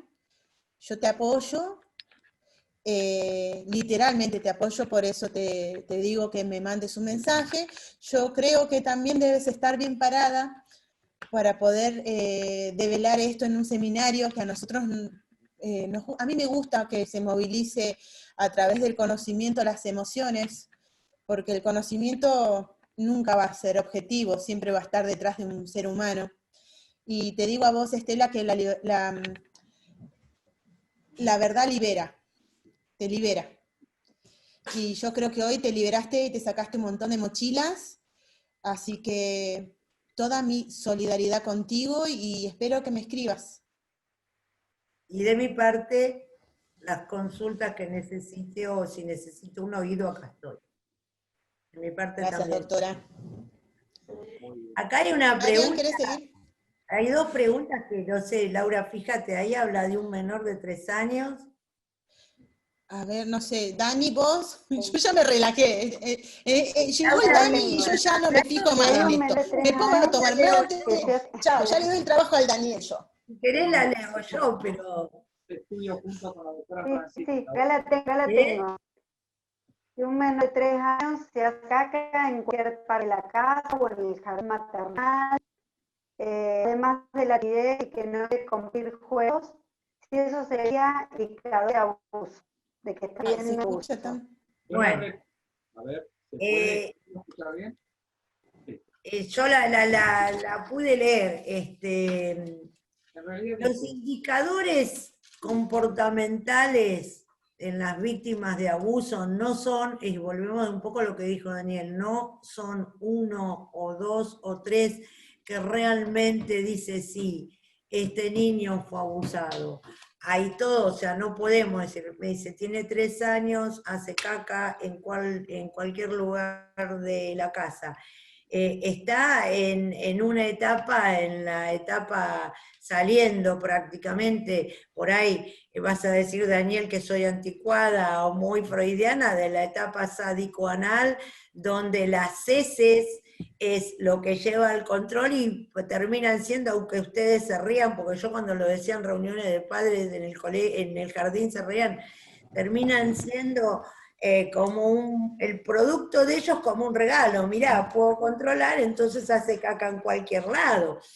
Que sea tímido no quiere decir que es un indicador ya de que es abusado, que si se hace pis encima puede haber muchísimas causas, si es una enuresis, si es porque se aguanta, hay chicos hasta que se aguantan de hacer pis para jugar y se terminan haciendo pis encima, o sea, la respuesta es que no podemos tomar esos 3 aisladamente indicadores para decir sí, pudo haber sido víctima de abuso.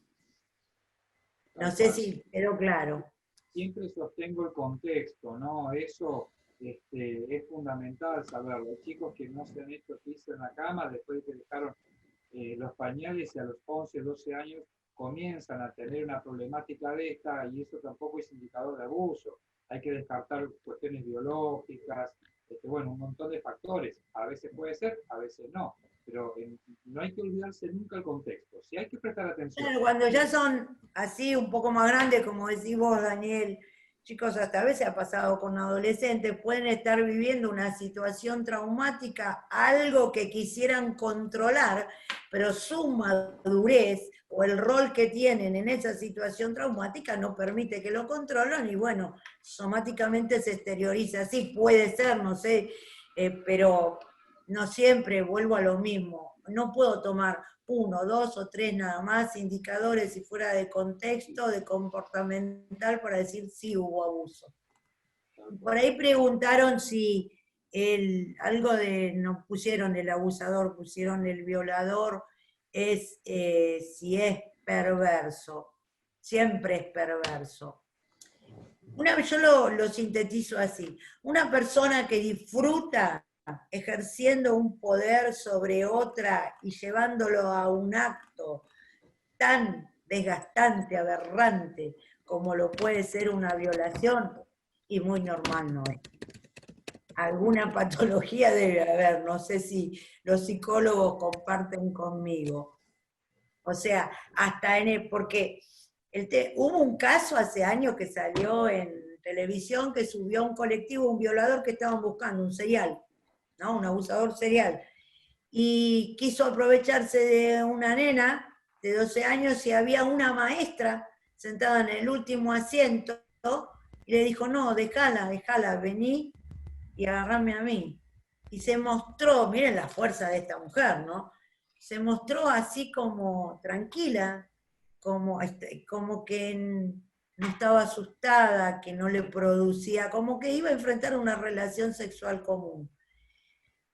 El tipo no pudo violarla, se bajó del colectivo.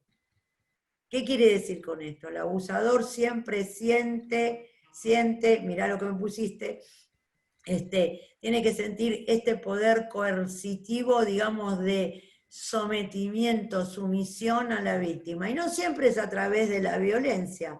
En el caso de la cuestión esta que yo les decía, de la asimetría de edad, es muy fácil ejercer este tipo de coerción con un menor.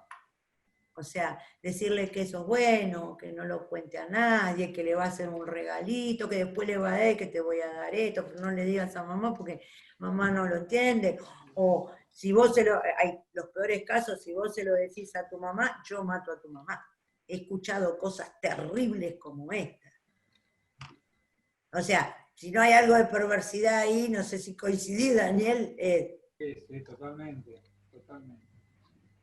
Ahí tenía el tema de la extensión de penas. Se ha tratado en algún momento de extender las penas a los violadores. No, tenés un audio medio rarito. ¿Tengo algún problema con...? Sí. No sé si por ahí Laura te... Tratar... No la leo acá. Si no la vería acá, a ver. Consulta Valdría Verónica acerca de la pregunta en función de qué han, ahí está buena, también han evaluado establecer ese momento, esas penas, y hoy en día estamos con... Bueno, no sé si la quieren leer ustedes o la leo yo. ¿Cuál doctora de Malén? Malén, sí, ¿la lees, Dani? Teniendo en cuenta las consultas de Verónica y María acerca de las penas consideradas para los de... Ay, se me movió, porque están escribiendo... para los delitos de abusos, me pregunto en función de qué se han evaluado establecer en ese momento esas penas y que hoy en día estamos convencidos que las penas son asquerosas, bueno, y parecen una burla para las víctimas. ¿Tiene que ver con los avances que hubo sobre el tema? Sí, se está avanzando más. El tema es, cuando hablamos de penas, acá no es que me pongan defensora, pero vamos a hablar un poco de garantías. Las penas, ustedes vieron que a través de la historia se fueron humanizando, porque antes, por ejemplo, a un violador se lo castraba, a un estafador se le cortaba la nariz, y a un ladrón se le cortaba, robó una vez una mano, robó 2 veces, no, las 2 manos. Con el tiempo se fueron humanizando y la pena fue vista como un castigo. El castigo era encerrar, porque no encontraban, esto viene de los monjes hace mucho, encerrar a la persona que cometió un delito para que haga realmente reflexiones y a ver si podía hacer una expiación de esto. Como que la pena parecía un pecado. ¿Está? No se modernizó el tema de lo que es la prisión, no se encontró, pues un tema muy debatido, y se fueron agrupando. Dentro del Código Penal tenés la tipificación de delitos por parte de esos títulos, delitos contra la propiedad, delitos contra la integridad de la persona, y después hubo una clasificación de grave, menos grave, y hay un montón de factores que se tuvo en cuenta para saber la pena que puede aplicársele a este delito, que, digamos, estaría resarcida a la persona, es tanto.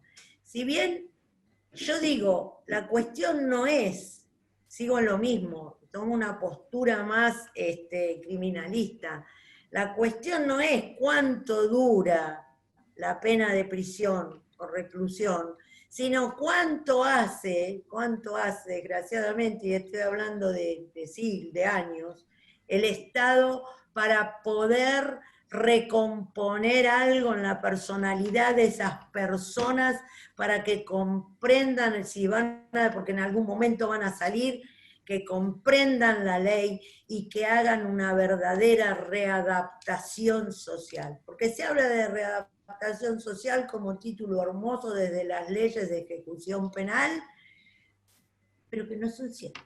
Desgraciadamente tengo que decir que si hay, y lo digo y me hago cargo, cuando lo digo, si hay una verdadera escuela donde pueden perfeccionar y diplomarse en el delito, en la cárcel.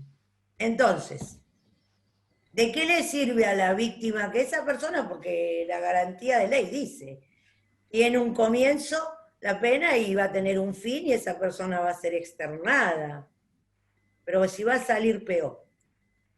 ¿Qué garantías tiene la víctima? Entonces, de toda una cuestión, es un debate muy, muy intenso y que tiene muchos más bemoles de lo que yo no sé cómo le estoy contestando a Malén. Mailén, ¿no? A ver, tiene un nombre re lindo, pero ahora lo perdí. Bueno, no sé si quedó contestado, sino que vuelvo a escribir. Dani, te hicieron una pregunta a vos, la última, ¿la podés leer? Dice, esta pregunta es para mí, para Daniel. Dice, un abusador teniendo en cuenta que es un perverso, ¿puede recuperar su estructura psíquica? Porque si no es así, las condenas son muy pequeñas de 4 años y nunca podrá readaptarse socialmente. A quien estará afectada principalmente son las víctimas. Ahí específico más mi gran pregunta. Bueno, todo depende, ¿no? Todo depende. O sea, un abusador siempre, tanto y en cuanto para la ley va a haber gente que lo acusa y gente que lo defiende. O sea, yo no voy a estar del lado si juzgo o no juzgo, sino trato de incorporarlo a la sociedad como nobleza obliga, ¿no? Hay que ver su estructura, su aparato psíquico, hay que ver el contexto, hay que ver la readaptación. Bueno, la psicología y la terapéutica nunca está 100% garantizada, ¿no? Esa es la realidad. Se verá en el transcurso de si cumple o no las pautas, el seguimiento, qué seguimiento se le hace, ¿no? Desde todos los ámbitos, terapéuticos, legales, red de contención, etcétera, ¿no? Pero tristemente no puedo decir que es 100% garantizada porque sería una mentira. Pero bueno, uno trata de poder llevarlo, incentivarlo a tener un sano juicio, que es lo correcto, y bueno, trabajar en esa problemática, ¿no? Es triste, yo en 21 años cumplo este año de profesión, creo que un 2% nada más miren que tuve detenidos, hicieron verdaderamente un trabajo de resocialización. Y, un 2%, tuve muchísimo. Pero porque volvemos a lo mismo, hasta que no se haga un abordaje interdisciplinario para establecer un perfil, no como criminal, sino como ser que delinquió y que tiene que salir a la sociedad readaptado, hasta que no implementemos esto, muy difícilmente, cumpla 4, cumpla 10, cumpla el término que, digamos, de pena que se le dé. Tal cual, tal cual. Bueno, creo, Laura, no Yo sé. quiero decir algo porque, bueno, estuve recibiendo mensajes al privado y, bueno, como que esta disertación fue bastante movilizadora desde lo emocional.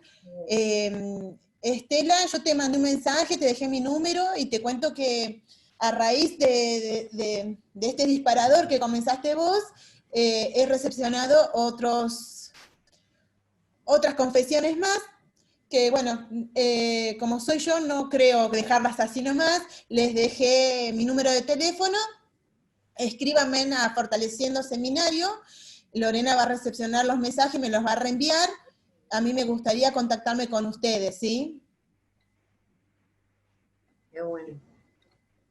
Bueno, también en los mensajes, más allá de todas las preguntas, el agradecimiento. Bueno, el gran apoyo a Estela, y todo el agradecimiento a la doctora que dicen acá, bueno, muy claro todo, muy buena disertación, todos los alardes que, bueno, también son bienvenidos y muchas gracias. Yo creo que, aparte de acompañar a las víctimas, como dice una colega, Laura Muñoz de Andacollo, yo creo que también nosotros, no tan solo los profesionales, sino las personas como ciudadanos propios de un determinado lugar, tenemos que tener un poco más de empatía, ¿no? Porque yo he visto como mujer, mamá, profesional, que a veces en las instituciones hay muy poca empatía con esto. No sé si querés hacer algún aporte, Dani.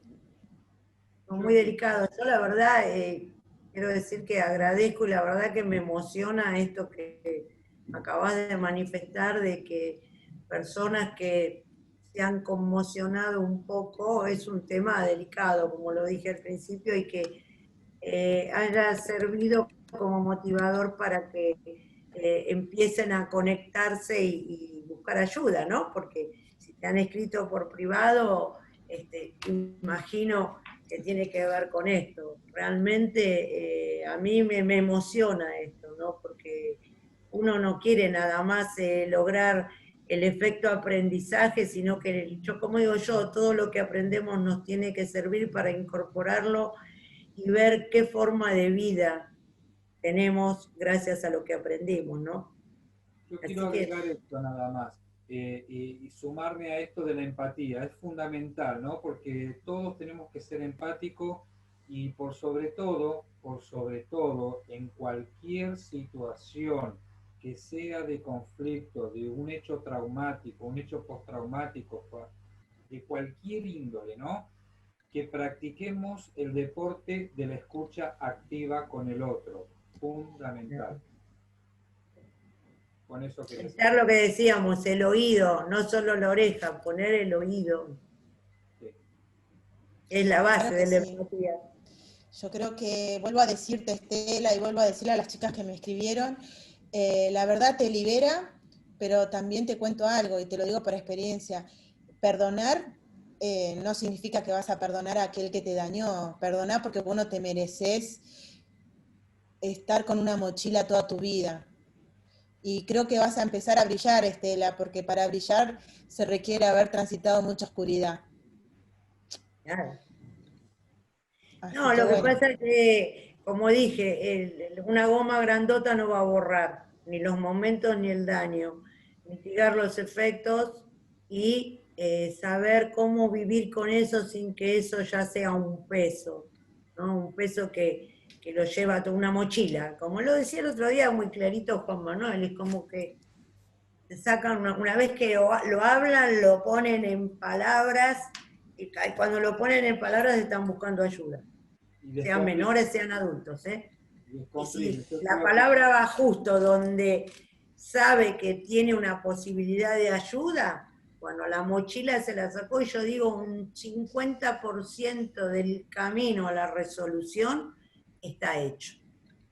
Y yo creo que habría que sumarle esto, ¿no? El poner, como dijimos antes, poner en palabras descomprime muchísimo.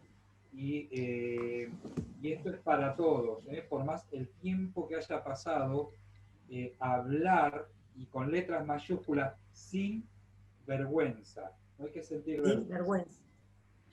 eso es algo, ¿no? Cuando nosotras empezamos con Mariana a idear este seminario, que fuimos modificándolo durante el transcurso.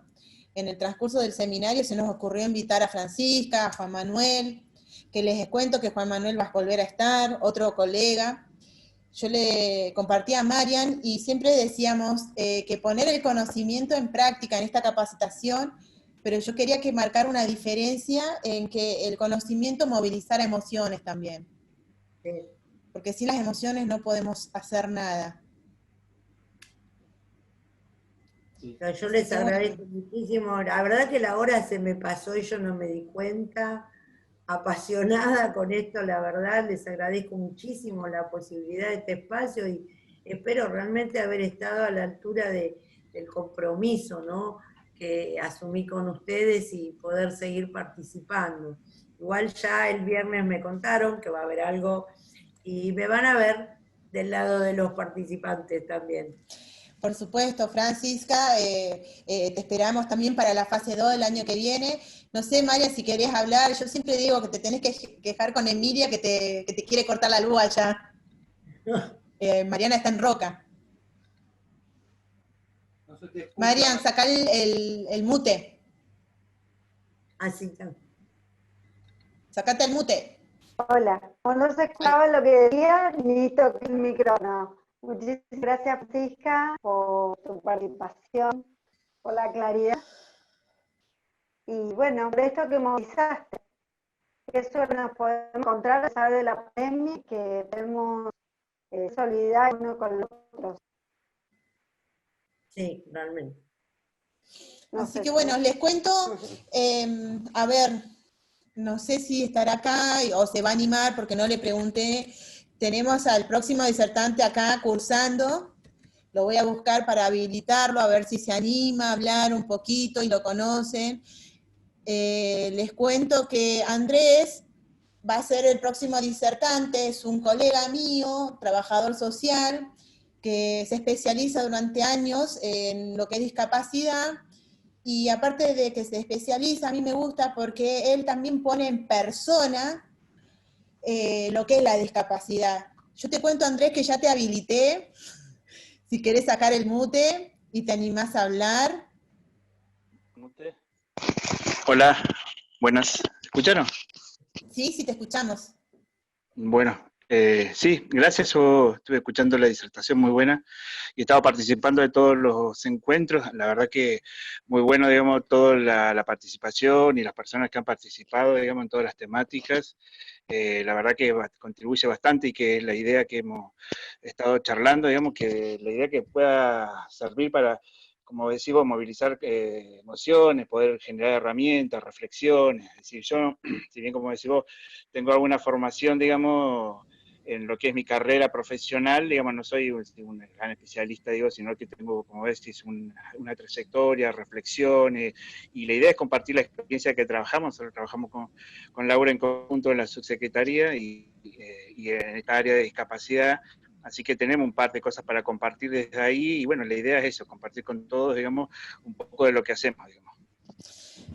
Gracias, Andrés, porque yo sinceramente a mí lo que más me impactó hace un tiempo atrás de este colega ha sido también el hecho de que él pudo dar testimonio en relación a lo que es la discapacidad y cómo la fue transitando en su vida.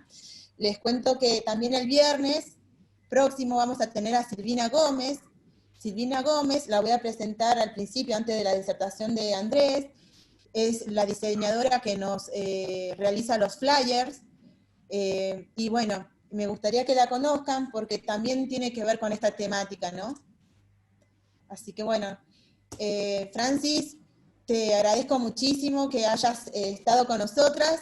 Celebro para que podamos volvernos a ver y vamos a seguir viéndonos en la fase que viene. Les cuento a los que se incorporaron en esta disertación. Lorena no alcanzó a poder matricularlos ni nada. Yo espero que puedan después tener paciencia con Lorena, porque Lorena está sola y está haciendo un excelente trabajo, está implementando reuniones por Zoom para poder capacitarlos y que ustedes mismos puedan hacerse el usuario y la clave para entrar al espacio áulico virtual nuestro, que es la plataforma Cumen, porque realmente ya no da abasto para hacerlo de a uno. Así que, antes de que me renuncie, Lorena, por favor, yo les pido a los que están en los grupos de WhatsApp de Lore, que entre ustedes se solidaricen y puedan ayudar a los nuevos ingresantes a orientarlos en ese sentido. ¿Sí? Tenemos como 620, ya perdí la cuenta, en plataforma, y entre 150 a 200 los que se conectan los viernes. María, ¿querés decir algo con respecto a esto? Volvemos a decir que el enlace es el mismo, el ID y el código es el mismo. Todos los viernes lo pongo en el aviso de Cumen para que ya se dieron matricular. No se escuchan. Cortadito. Marian puso el ID y el código de acceso del enlace que ustedes necesitan todos los viernes para conectarse con nosotros a las 20 horas, ya está publicado en la plataforma Cumen. Les recuerdo que tenemos nuestra página que se llama Fortaleciendo Capacidades, _fase 1. Le agradezco a los que estuvieron visitando nuestra página y ya les pudieron dar like. Le cuento que no me podían dar like porque yo lo había configurado mal, así que gracias a los que me avisaron. Y bueno, y les vuelvo a decir, traten de visitar la página porque ahí también ponemos las grabaciones de las disertaciones y ponemos los flyers con los nuevos disertantes, y eso también nos ayuda a que la página sobreviva, que la visiten. Así que bueno, si se quieren ir despidiendo, si quieren ir saliendo de esta sala, bueno, los espero el viernes que viene con Andrés Vizcarra. Bueno, muchísimas gracias, y el viernes volvemos a vernos digitalmente. Voy a viajar otra vez a Neuquén, que realmente me encantó haber participado hoy.